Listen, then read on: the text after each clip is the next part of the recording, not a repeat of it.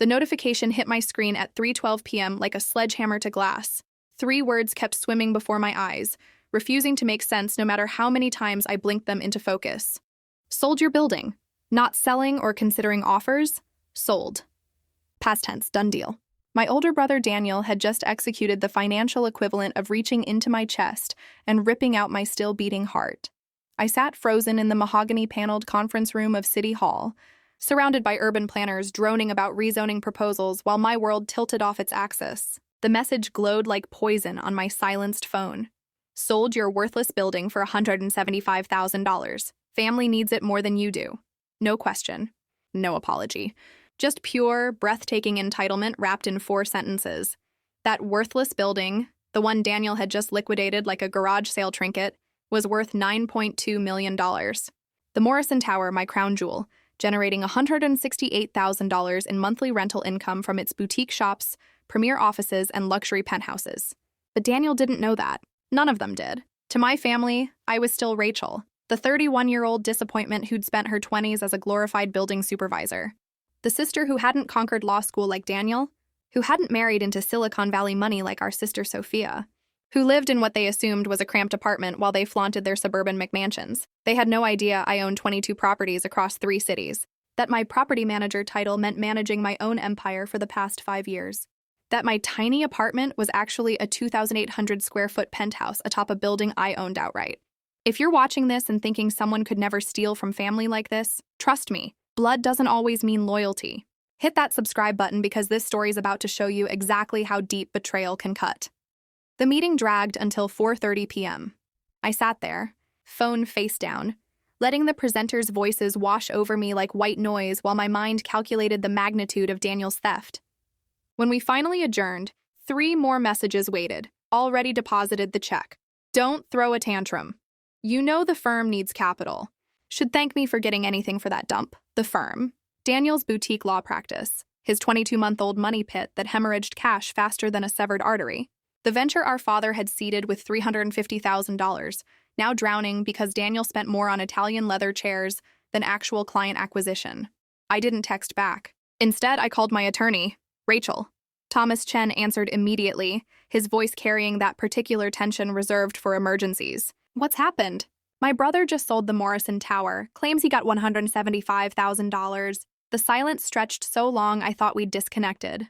The Morrison? Rachel, that's a $9.2 million asset. Your brother sold without my knowledge or consent. Yes. Papers rustled through the speaker. This is multiple felonies. Grand theft, fraud, forgery if he faked documents. I know what it is, Tom. My voice came out steady, clinical. I'm not calling for options. I'm calling to initiate prosecution. Contact the buyer. File everything. Criminal charges, civil suit, the works. Rachel, this could destroy him. The amount involved? We're talking serious prison time. Then he should have thought about that before committing grand larceny. I'll need to involve the DA immediately. This sum triggers mandatory do whatever's necessary. By the book. No shortcuts. I ended the call and drove toward my parents' house. Tuesday meant mandatory family dinner. Mom's sacred tradition where we gathered to pretend dysfunction was just another seasoning for her pot roast. The driveway told the whole story. Daniel's BMW angled across 2 spaces like he owned them. Sophia's husband's white Mercedes gleaming with fresh wax. Inside, familiar sounds. Mom's kitchen symphony, Dad's financial news droning from the living room. The particular silence that meant everyone was avoiding real conversation. Rachel! Mom's voice rang out, pitched with forced cheer. Perfect timing. Daniel just shared the most wonderful news about that old building of yours. I set my purse down deliberately. Did he now? $175,000. Can you believe it? She wiped her hands on her embroidered apron, beaming. Daniel said you'd been struggling to unload it for ages. Such a relief, right? Struggling. Unload. The words hung in the air like smoke from a fire that hadn't started yet. Where's Daniel? Dining room with everyone. They're celebrating. Your father even opened the Macallan, the special occasion scotch. Of course, I found Daniel holding court at the head of the table, Dad's seat, amber liquid catching light in his crystal tumbler. Sophia and her husband Cameron flanked him like courtiers, their own glasses raised in premature victory. There she is. Daniel stood, already 3 drinks past sober. The woman of the hour. Come on, Rachel, don't look so serious. I just made you $175,000 richer. Actually, you made me $9 million poorer. The grin slipped a fraction. What? The Morrison Tower's assessed value is $9.2 million. Monthly rental income, $168,000. You didn't sell my building, Daniel. You stole it, Sophia laughed, that nervous titter she'd perfected in finishing school. Rachel, stop being dramatic. You manage that building. You don't own it. I purchased it in March 2018, cash transaction, $2.7 million. Would you like to see the deed? The room crystallized into silence. Daniel's laugh cracked like thin ice. That's impossible. You make what, $52,000 a year? Made, past tense. That was my salary working for others. Then I started working for myself. Mom sank into a chair. Honey, are you feeling all right? Maybe you should. I own 22 properties across 3 cities. The Morrison Tower you just fraudulently sold generates more in 2 months than your law firm has made in 2 years. Bullshit. Daniel's confidence was evaporating like morning mist.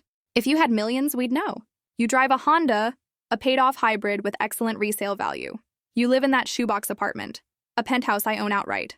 No mortgage, no rent. Just property taxes on a $3 million valuation. Dad finally spoke, his voice careful as a surgeon's first cut.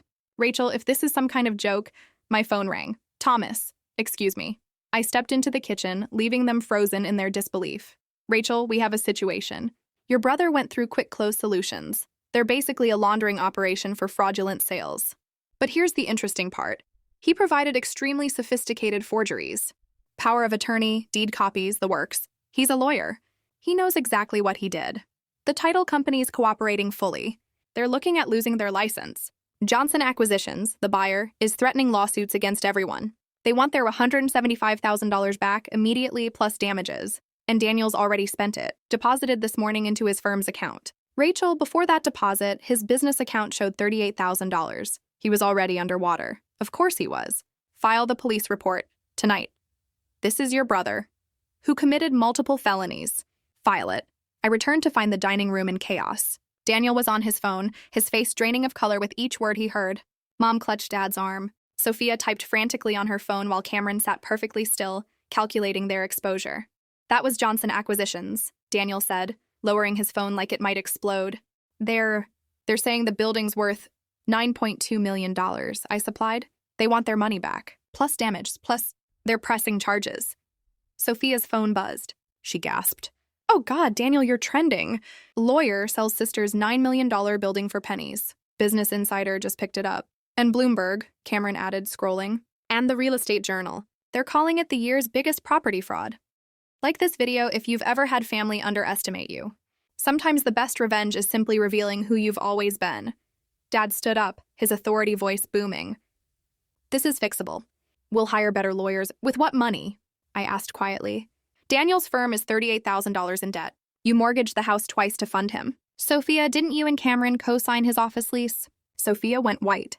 How did you? I own the building he's leasing from. The doorbell rang. We all knew who it was before Dad even opened the door. The 2 officers filled the doorframe like prophecy fulfilling itself. Daniel Morrison? My brother stood slowly, all that borrowed confidence finally spent. Yes, you're under arrest for fraud, forgery, and grand theft. You have the right to remain silent. The handcuffs clicked with the finality of a closing casket. Mom's scream pierced the air. Raw, primal, the sound of a mother watching her golden child fall from grace. Dad rushed forward, his hands reaching uselessly toward the officers. Officers, please. This is a misunderstanding, a family dispute. Surely we can... Sir, step back. The taller officer's voice carried no negotiation. This is a criminal matter. Daniel turned to me as they led him past, his eyes holding something I'd never seen before. Fear. Real, bone-deep terror. Rachel, he whispered. I'm your brother. Yes, I replied, meeting his gaze steadily, which makes this so much worse. The door closed behind them with thunderous silence. Then the house exploded. Mom collapsed into Dad's arms, sobbing with the abandon of shattered illusions. Sophia alternated between shrieking at me and frantically calling lawyers from Daniel's contacts. Cameron pulled me aside in the hallway, his voice low and urgent. Rachel, I need to know something. The office lease. Sophia and I are on the hook for $12,000 monthly if Daniel defaults. That's $432,000 over 3 years. We can't. I know what you owe. His tech executive composure cracked. Our mortgage is $8,500 a month. The kids' schools are $4,000. If this hits us, the building Daniel leases his office in, Zenith Point Plaza. I bought it 8 months ago. Cameron's eyes widened. You're our landlord? Was. I'm terminating his lease for cause. Criminal activity clause. You and Sophia won't owe anything. Why would you? Because you didn't steal from me. Sophia might have looked down on me, but she never committed felonies. There's a difference. For the first time since I'd known him, Cameron looked at me with genuine respect. You're not who any of us thought you were. No, I'm exactly who I've always been. You just never bothered to look. I left them there. Mom weeping, Dad making desperate calls, Sophia spiraling between panic and rage. The family dinner abandoned, pot roast growing cold while their perfect world crumbled like old mortar. Back in my penthouse, I stood at the floor-to-ceiling windows watching the city lights flicker like synapses firing. My phone had accumulated 47 missed calls and 132 text messages.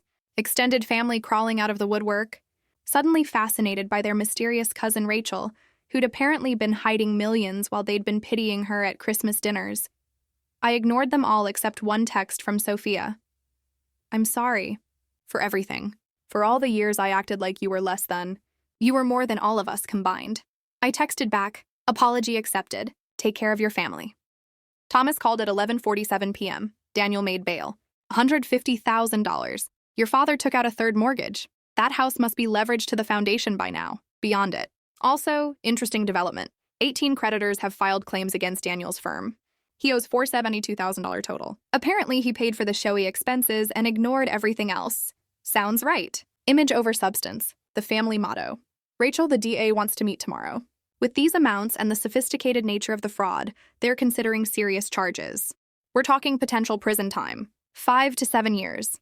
I watched a plane's lights blink across the darkness. Set the meeting. If you're still watching, remember this. Sometimes the people who underestimate you most are the ones who share your DNA. Make sure you're subscribed. You won't want to miss how this ends. The next morning, I met Assistant District Attorney Monica Rodriguez in her downtown office. She was sharp, mid-40s, with eyes that had seen too many family tragedies play out in courtrooms. Ms. Morrison, I'll be direct. Your brother is looking at significant prison time. The amount, the premeditation, the forged documents, this wasn't a momentary lapse. This was calculated grand theft. I'm aware. But you're his sister. Juries sometimes sympathize when families choose forgiveness over prosecution. If you're having second thoughts, I'm not. She studied me. May I ask why? In my experience, family members usually try to protect each other, even after betrayal. My family spent 15 years treating me like a failure. Every holiday, every dinner, every gathering, I was poor Rachel, the underachiever, the one who couldn't get her life together. They built their entire opinion of me on assumptions and appearances. And your brother? Daniel didn't just steal property. He stole it because he believed I was worthless enough to steal from. That's not a mistake. It's a revelation of character. Monica nodded slowly. We'll proceed with full charges then. 3 weeks crawled by. Daniel's story went national. Wall Street Journal, Forbes, Business Insider. Everyone wanted to cover the lawyer who'd committed the stupidest fraud of the decade, as one headline put it. His firm shuttered within days. Clients fled. Vendors demanded immediate payment. The Bar Association launched an ethics investigation that would conclude with inevitable disbarment. Then came the call I'd been expecting. Rachel. Daniel's voice sounded hollow. Aged a decade in 3 weeks. Please, I need to see you. We met at a coffee shop downtown. Neutral territory. He looked destroyed. The $400 suit replaced with jeans and a polo shirt. The BMW traded for public transit. The arrogance evaporated, leaving only desperation. I'm going to lose everything, he said without preamble. My license, my reputation, my freedom. The DA offered a deal. 8 years probation, full restitution, permanent disbarment. If I don't take it, I'm looking at 5 to 7 inside.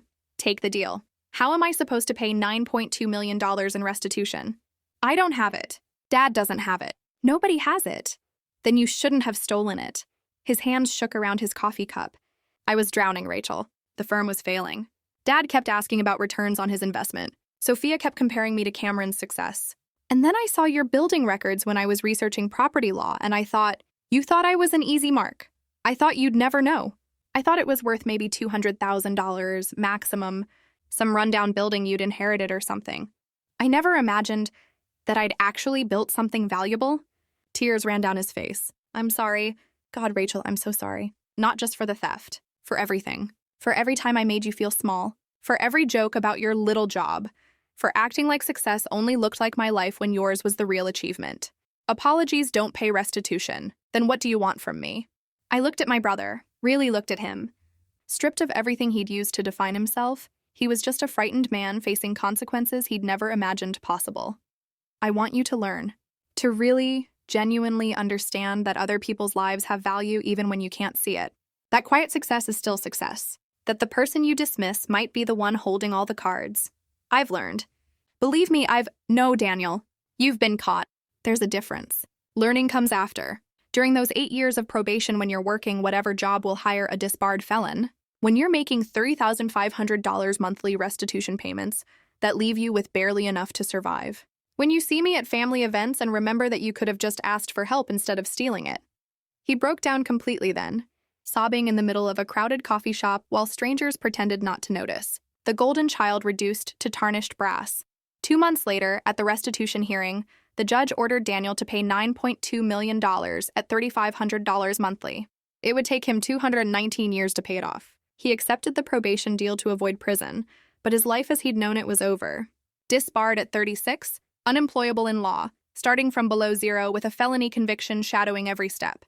He found work eventually, as a property manager for a real estate company.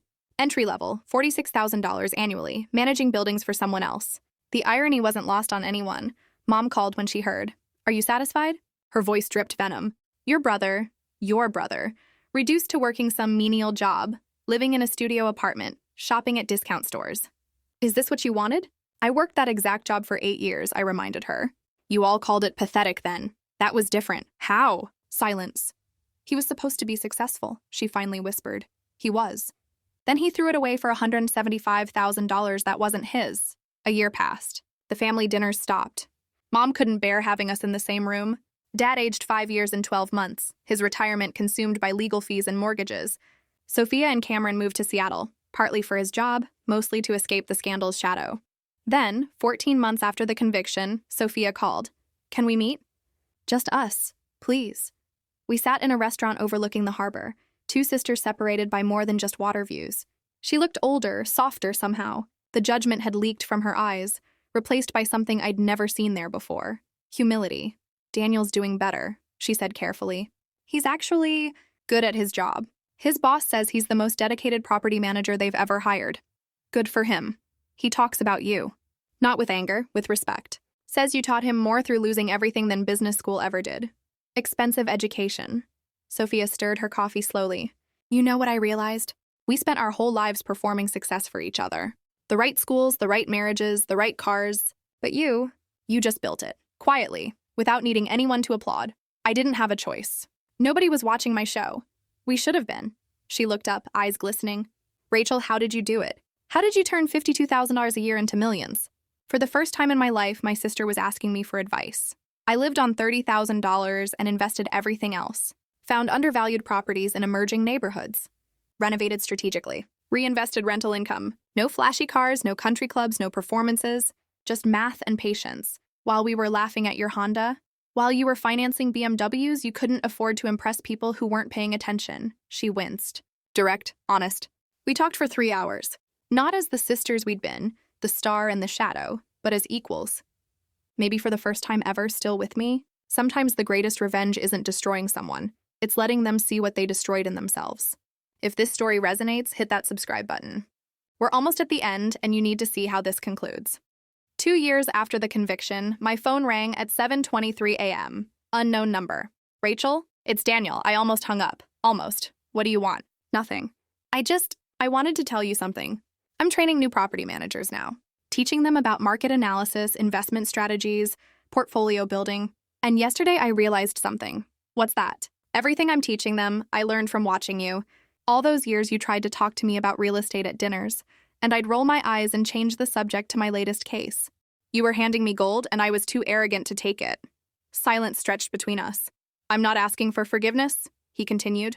I know what I did is unforgivable. I just wanted you to know that I finally see it, who you really are. What you built. What I destroyed through greed and stupidity. Daniel, you know what the worst part is? If I'd just asked you for help, really asked, not demanded or expected, but asked, you probably would have helped me save the firm. He was right. I would have. I teach my trainees about you, he said. Not by name, but the story. About the quiet investor who built an empire while everyone watched the loud failures. About how real wealth whispers while poverty screams. That's a nice line. I learned it the hard way. 8 more years of probation.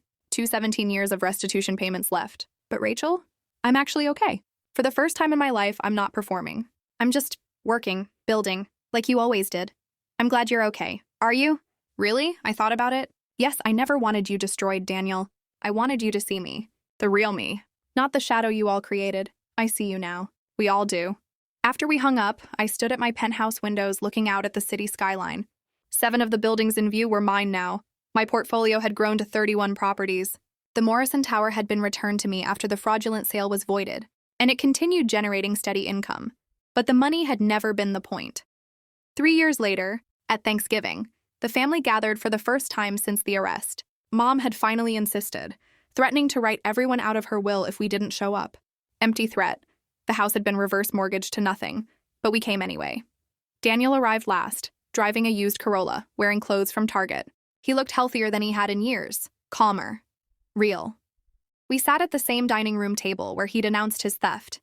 The same seats, different people. Mom had aged, her criticism replaced with cautious hope. Dad spoke less, listened more. Sophia and Cameron seemed lighter, freed from the performance of perfection. I want to say something, Daniel announced as Mom served the turkey. We all tensed. Rachel, publicly, in front of everyone, I'm sorry. Not just for the theft, but for every single time I made you feel like you were less than. You were never less than. You were more than all of us combined, and we were too blind to see it. Mom started crying. Sophia reached for my hand. Dad cleared his throat roughly. I forgive you, I said simply, and I meant it.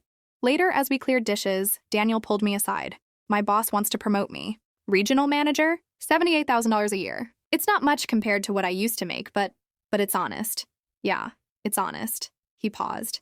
I'll never be able to repay what I stole. We both know that. The money was never the point, Daniel. I know that now.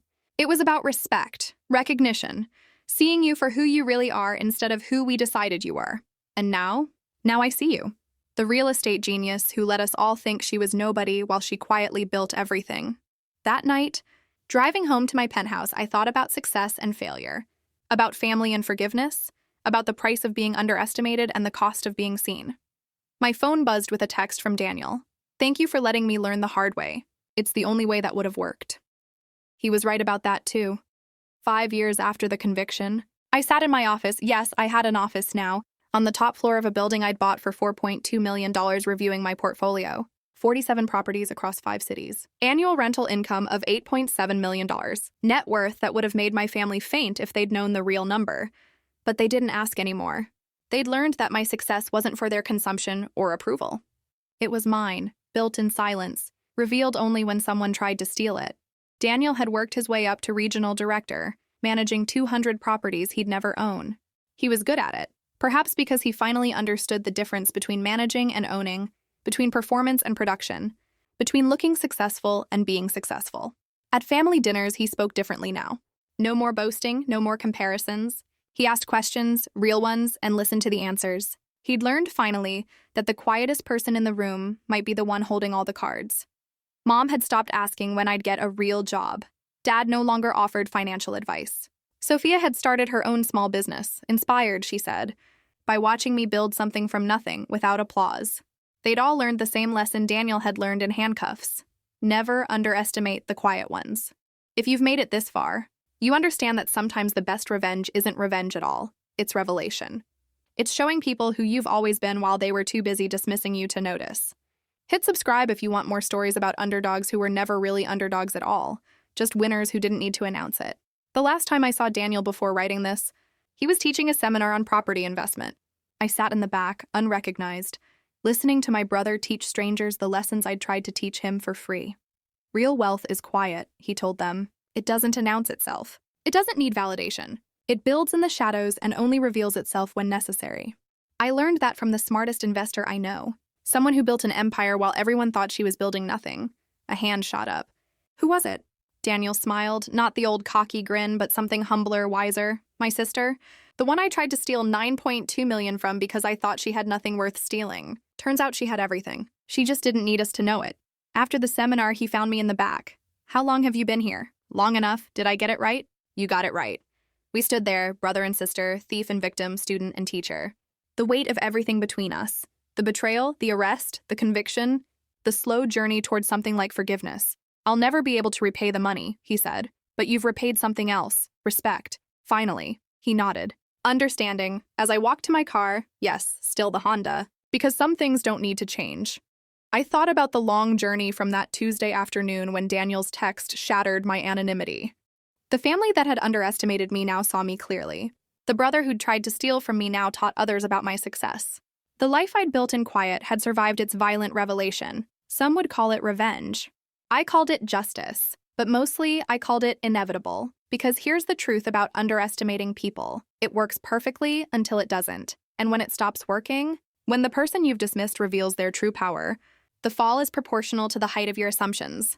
My family had assumed I was nothing. They'd been wrong. And now, finally, completely, permanently, they knew. Thank you for watching this story to the end. If it touched something in you, that feeling of being underestimated, dismissed, overlooked, remember this. Your success doesn't need their validation. Build it anyway. Build it quietly. Build it completely. And when someone tries to steal it, let the truth do what truth does best. Destroy every lie they ever told themselves about you. Subscribe for more stories about the power of patience and the price of underestimating the quiet ones.